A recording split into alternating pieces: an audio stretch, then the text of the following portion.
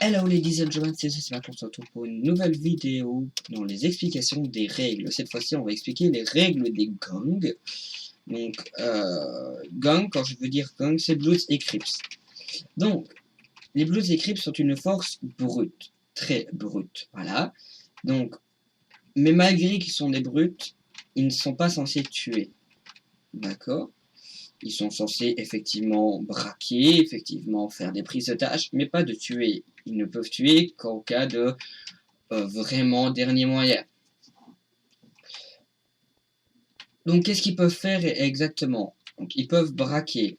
Quand je dis braquer, pas braquer des banques. Il est interdit d'allier un moment de gang avec tout autre braquage de la banque. Ils peuvent aller voir quelqu'un avec une arme et leur dire, ben voilà, vous...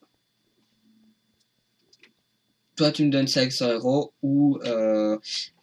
avec la monnaie, maintenant, les règles vont changer, je vous le dis. Avec la monnaie, il est impossible de demander pile 500 ou de demander trucs.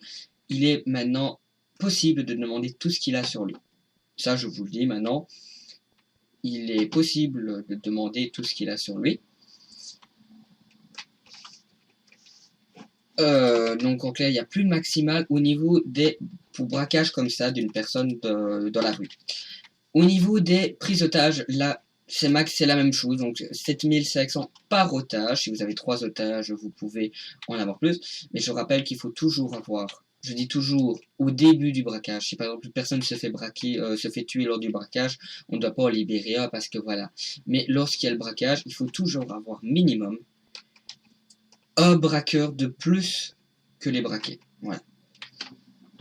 Donc, si jamais, par exemple, je décide de braquer, si je décide de prendre en otage un mec, je ne peux pas, je suis seul.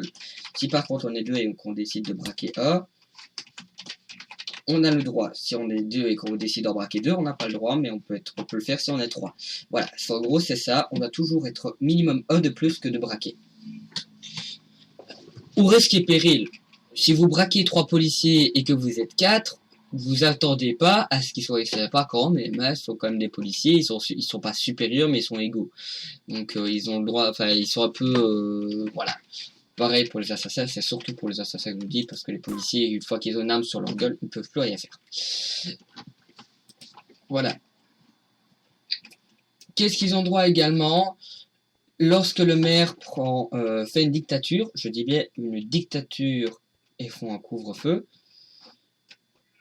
Non, lors d'un couvre-feu, pas la dictature. Lors d'un couvre-feu, les membres des gangs peuvent lancer une guerre de gang à l'autre. Comment est-ce qu'ils font? Ils font grâce à une annonce.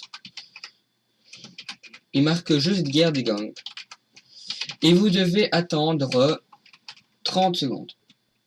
30 secondes est le minimum à attendre une fois que vous avez mis ce message pour commencer à pouvoir tuer des personnes dans la rue. Parce que les personnes, elles doivent quand même rentrer chez eux. Voilà. 30 secondes, le temps de se préparer, et vous pouvez lancer une guerre de gang. Les policiers sont au courant de la guerre de gang, ils sont censés vous arrêter, donc en clair. Pourquoi lors des couvre-feux? C'est une question de logique. Les couvre-feux, la population légale, je vais dire, est censée rentrer chez elle. Policiers, sauf policiers, qui sont censés vous arrêter. Les mafieux, qui sont censés aller tuer le maire, et j'expliquerai pourquoi dans le prochain épisode, voilà. Ils sont censés aller tuer le maire. Et les assassins eux-mêmes qui sont censés se promener dans la rue, ils sont même pas obligés enfin, si, non, ils sont même pas obligés, mais ils sont censés eux aller tuer le maire également lors d'une dictature. S'il n'y a pas de dictature, ils ne sont pas censés aller tuer le maire, mais ils peuvent se promener dehors pour aller aider la police en lui-même tout discrètement pour aller embêter les trucs. Bon voilà, ça j'expliquerai tout ça dans la vidéo sur les assassins. Donc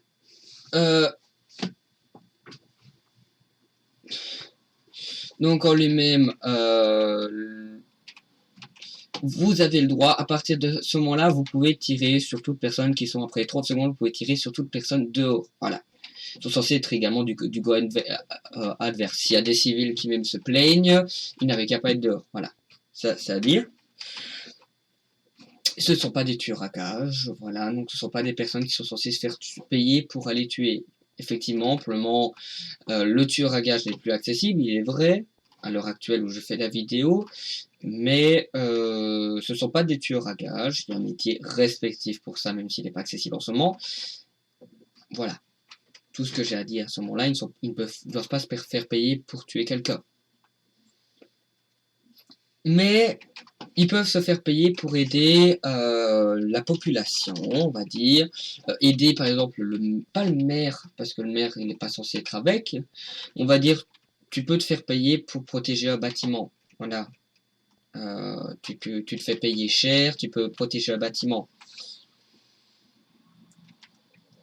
Un restaurant, un truc, oui, dites, je veux bien vous donner une partie de mes revenus, mais voilà, je veux dire. Mais c'est surtout réservé aux mafieux, ça je dirais. Donc, c'est possible si par exemple, souvent les bâtiments illégaux, comme les contrebandiers, etc., vont demander à se faire escorter par.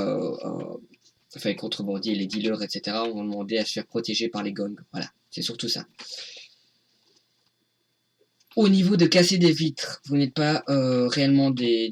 Vous pouvez casser, vous, des briques un peu... pas un peu à la volée, c'est plutôt pour fuir la police. C'est comme je rappelle de la dégradation de matériel, c'est pas pour entrer dans des bâtiments, etc. C'est plutôt pour fuir, sortir d'un bâtiment ou voilà.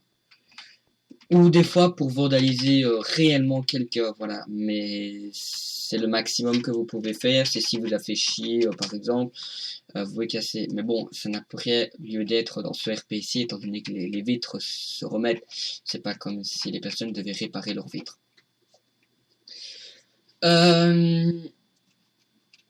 Au niveau du chef. Voilà. Donc ça revient également pour les mêmes. Ça, c'est au niveau des gangs, c'est gangs et gangs normaux.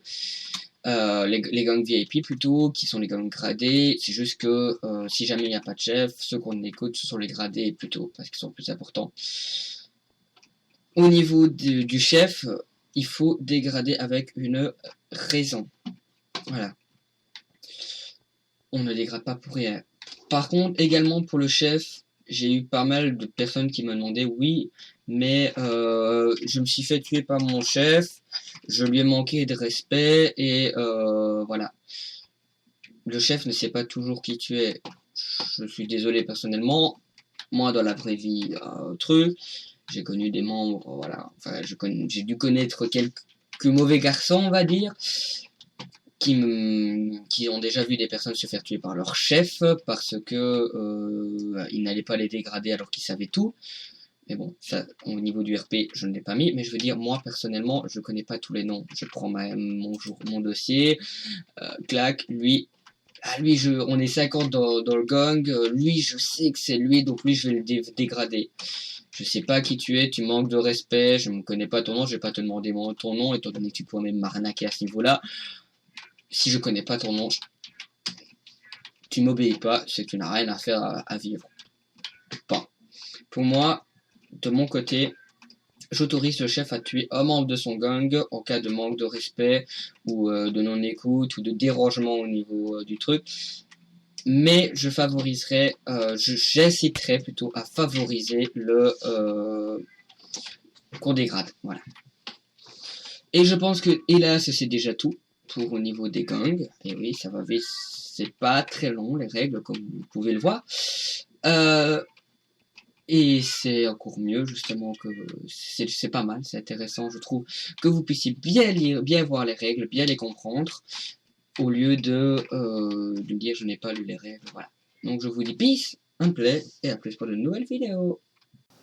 Ah, et au fait, tu peux également me suivre sur Twitter, voilà, pour avoir toutes les actualités au niveau de mes futurs streams, qui est un nouveau concept, donc avant mes streams, je vais marquer quand est-ce que je vais en faire un et sur quoi ça va parler.